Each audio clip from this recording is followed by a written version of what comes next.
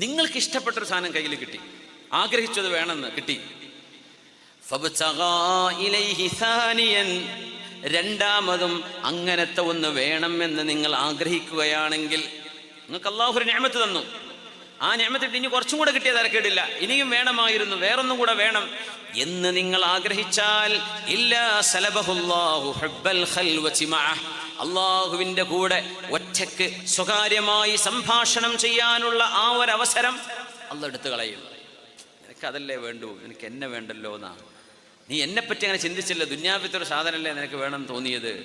ഖൽവത്തിൻ്റെ ആ ഒരു മഹബത്ത് അള്ളാഹ് എടുത്തു കളയും. പിന്നെ അള്ളാഹിൻ്റെ മുമ്പിൽ ഒറ്റയ്ക്കിരിക്കണം എന്നുള്ള തോന്നലേ കൽബിൽ വരില്ല. ഓരോ ഫുൾ ടൈം ഇത് തോണ്ടിരിക്കലേ കാരണം. പക്ഷേ ഞാൻ ഒരു അസമകാരനാണ്, എൻ്റെ ഫ്രണ്ടുണ്ട്, അദ്ദേഹം പറഞ്ഞ ഒരു വിറ്റിങ്ങനെ ഓടിക്കൊണ്ടിരിക്കുന്നുണ്ടായിരുന്നു.